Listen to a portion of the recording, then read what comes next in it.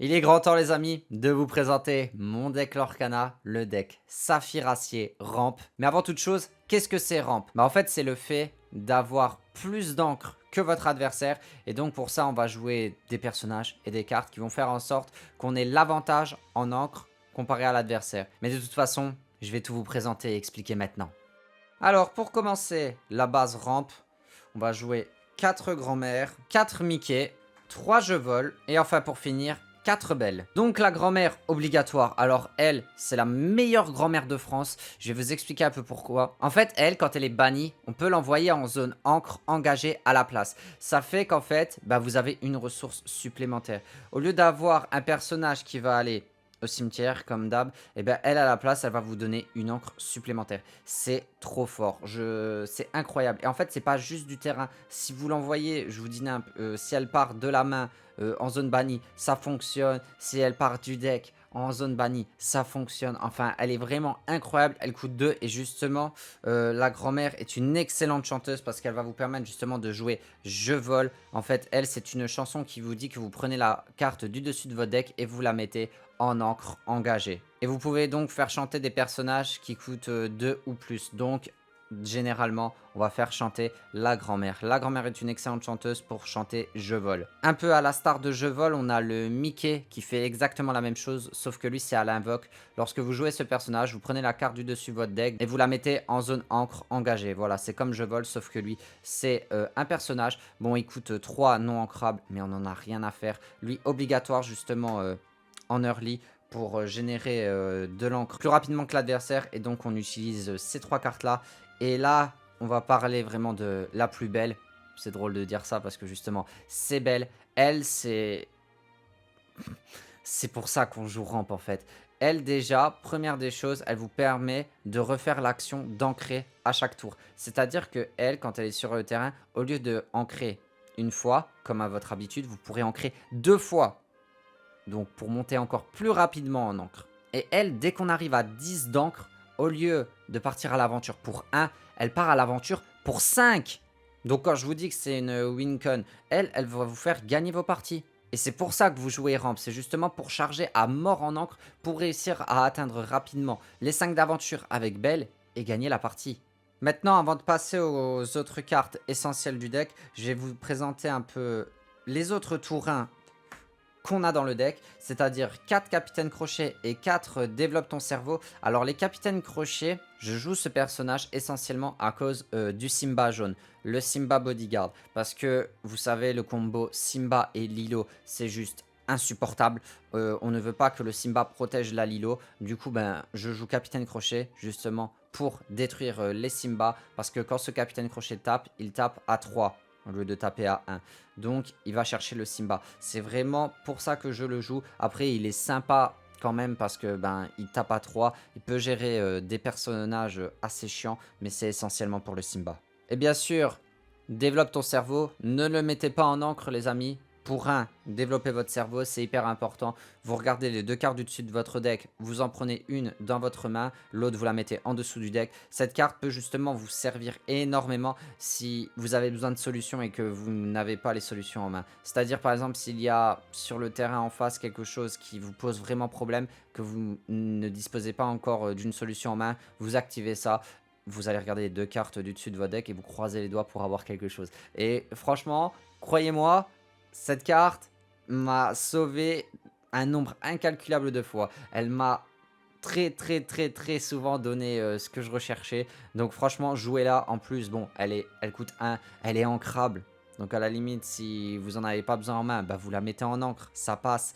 Donc vraiment, jouez-la x4, elle est trop bien. Bon, maintenant là, on va vraiment causer puisqu'on va parler des cartes essentielles du deck.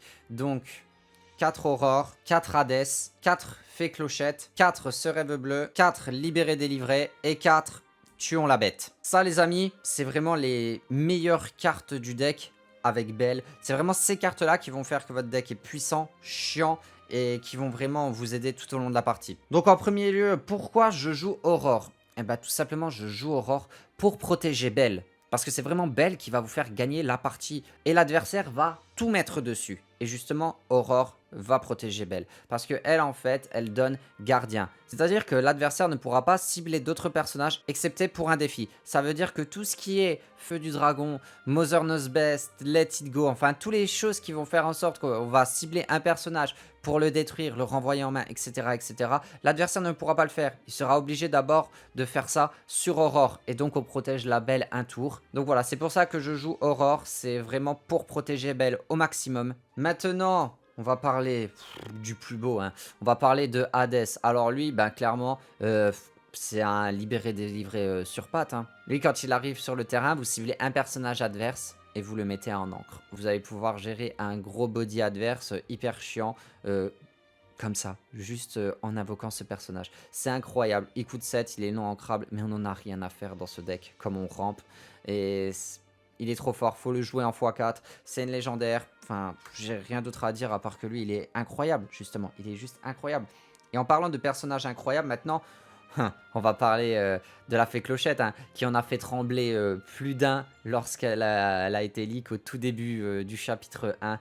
Elle, les amis, c'est une calamité sur pattes, hein. Quand elle arrive sur le terrain, elle afflige 1 point de dégâts à tous les personnages adverses. Donc les petites Lilo, tous les Pascal, les petits personnages à 1 en fait, ça dégage. Et son autre effet, lorsqu'on va bannir un personnage adverse en défi avec la fée Clochette, on peut infliger 2 de dommages à un autre personnage sur le terrain. C'est juste incroyable. Cette carte, en fait, limite, elle peut à elle seule mettre 3 de dégâts à un personnage. Voilà, à l'invoque, elle met 1. Ensuite, on va en taper un autre. Boum, on inflige 2 à quelqu'un d'autre. Enfin, c'est juste incroyable. Elle est vraiment trop trop forte, cette carte. Alors, bien sûr, hein, avec le chapitre 2, les personnages qui vont avoir résiste, ils vont un peu trop rien en avoir à faire de la fée Clochette. Mais ça reste quand même une très très bonne carte qui va infliger et gérer le terrain à elle toute seule. C'est trop fort, faut la jouer. Bon, maintenant, on va passer aux chansons. On va parler bien sûr de la meilleure chanson du deck. Hein, on commence par celle-là. Au début, j'avais vraiment du mal avec cette carte, mais en fait, faut juste savoir la jouer. Mais croyez-moi, quand vous savez la jouer, cette carte est ravageuse. C'est une chanson qui coûte 5 et justement, elle va vous permettre de vous refaire votre main. Une fois que vous avez bien ramp avec votre main de départ, vous en refaire une. Cette carte dit justement qu'un personnage peut coûter 5 pour chanter cette chanson. Elle coûte 5 également. Et chaque joueur défausse sa main et pioche cette carte. Cette carte avec Belle, c'est l'une de vos cartes principales du deck. Déjà, comme je dis, il faut savoir la jouer. Cette chanson, il faut vraiment je vais pas dire 100%, mais il faut vraiment en fait maximiser en fait le fait de la chanter pour pouvoir, avec les encres qu'il vous reste, jouer encore des cartes que vous avez piochées. Elle va vous refaire une main, elle va vous faire justement récupérer un peu toutes ces cartes solutions, on va dire, pour gérer encore plus le terrain adverse. Elle va vous permettre d'aller chercher la Belle, une fois que vous avez bien ramp au début. Enfin, cette carte est vraiment essentielle au deck et il faut la jouer. Une autre chanson maintenant, Libéré, délivré. Alors celle-là, c'est comme Hades. Vous ciblez un personnage sur le terrain et vous le mettez en zone encre engagée. C'est une carte que vous allez surtout vouloir avoir après avoir fait ce rêve bleu. C'est pas une carte que vous allez vouloir avoir dans votre main de départ, mais c'est une carte que vous voulez aller chercher avec ce rêve bleu. Mais encore trop forte, permet de gérer des gros body, permet de gérer des cartes assez chiantes sur le terrain. Incroyable, libéré, délivré. Et indirectement, c'est comme si vous en jouez 8 parce que vous avez Hades qui fait l'effet et vous avez Let It Go qui fait le même effet. Donc dans votre deck, c'est comme si vous jouiez 8 Let It Go. Et enfin, on va passer à la dernière chanson. Le Tuons la bête. Tuons la bête inflige 2 de dégâts à tous les personnages adverses sur le terrain. Incroyable. Du clean board, c'est tout ce qu'on aime, c'est tout ce qu'on veut. C'est une chanson comme d'hab, hein, qu'on peut faire chanter avec un personnage de niveau 5 minimum. On fait chanter Fée Clochette, on fait chanter Hades, on fait chanter Aurore, on fait chanter les autres personnages que je vous montrerai juste après. Mais voilà, encore une fois, incroyable, ça permet de gérer le terrain, c'est tout ce qu'on aime. Et enfin maintenant, pour finir la présentation, je vais vous présenter les derniers personnages que je joue dans le deck.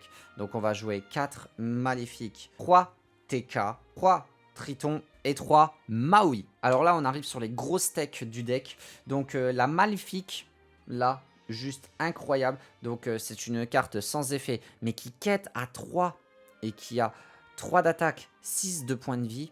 C'est incroyable. Celle-ci, généralement, c'est souvent la chanteuse que vous allez avoir, justement, qui va vous faire chanter ce rêve bleu. C'est souvent celle-ci que vous allez avoir sur le terrain parce que les 6 à aller chercher en early game, c'est assez compliqué. En plus, elle quête à 3, elle est juste incroyable. Celle-ci, il faut la jouer vraiment x4. Elle est trop trop forte. Et encore une fois, partir à l'aventure pour 3. Oh là là, qu'est-ce que c'est bon ça. Ensuite, le TK. Alors pourquoi je joue TK? À cause de son effet. Hein. Si elle bannit un personnage adverse, eh ben, vous gagnez 2 de l'or. Donc vous gérez un personnage sur le terrain. Et en plus de ça, vous gagnez 2 de l'or. Que de demander de mieux. Et encore une fois, c'est une carte qui coûte 6. Ça reste une très très bonne chanteuse TK.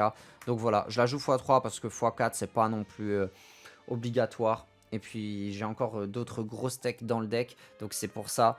Le Triton. Ah là là, ce Triton. Voilà pourquoi on le joue. Vous voyez là, le 9. C'est une plaie le 9.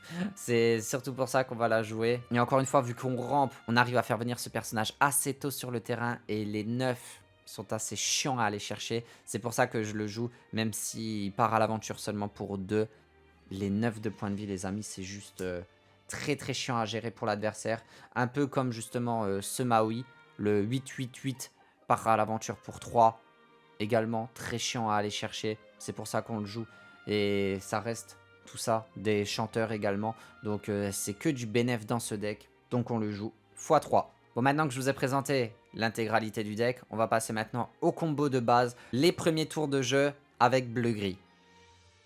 Ça les amis, c'est la main idéale que vous voulez avoir avec bleu-gris. C'est-à-dire avoir la grand-mère, un personnage pour 5 qui pourra chanter ce rêve bleu, le Mickey de tour 3 et idéalement en plus le petit Je vole qui va être chanté par la grand-mère et 2 cartes random ancrables. Donc tour 1, on va mettre la carte random en encre. C'est à l'adversaire de jouer. Ensuite, c'est à nous. Tour 2, on pioche. On va mettre encore une fois une carte random ancrable en encre. Pour 2, on va jouer la grand-mère. C'est à l'adversaire. Tour 3, on pioche. On va remettre encore une autre carte en encre. Pour 3, on va jouer le Mickey. Effet, la carte du dessus du deck en encre engagée. Là ensuite, la grand-mère, on va la faire chanter Je vole. Donc la carte du dessus du deck encore engagée. C'est à l'adversaire de jouer, donc soit il va vous gérer la grand-mère, mais ça il le fera jamais. C'est à nous, on redresse tout ça, on pioche. Alors à ce stade, soit on va aller faire crash la grand-mère, ou si on a encore des cartes qui peuvent se mettre en encre, on va le faire. Pour 5, on va jouer la maléfique. On part à l'aventure avec les deux. L'adversaire, on va dire qu'il va gérer le Mickey. C'est à nous de jouer. Tour 5, on pioche. On met une carte en encre. Donc à ce stade, on est quand même à 7 d'encre. Et donc là, on va faire chanter Maléfique, ce rêve bleu. On va se défausser de la seule carte qui nous restait en main. Et on va en repiocher 7. Voilà, avec un peu de chance, on a genre une main comme ça. Et puis bah là, les amis, hein, soit du coup, on part sur un Hades s'il y a quelque chose sur le terrain qui est chiant. Une Tinker, Grab Your Sword. Enfin voilà. À partir de là, vraiment, on se refait une main. Même si l'adversaire se refait une main, c'est pas grave. On a l'avantage comparé à lui. On est devant. On a encore des ressources pour jouer des choses. Donc voilà les amis, c'est la fin de ce deck profile. J'espère en tout cas qu'il vous aura plu. Si vous avez des questions ou quoi que ce soit, n'hésitez pas à me les laisser en commentaire. J'y répondrai avec grand plaisir. Et puis nous, on se donne rendez-vous la semaine prochaine pour de nouvelles vidéos. C'était Obscurity. Ciao les gens.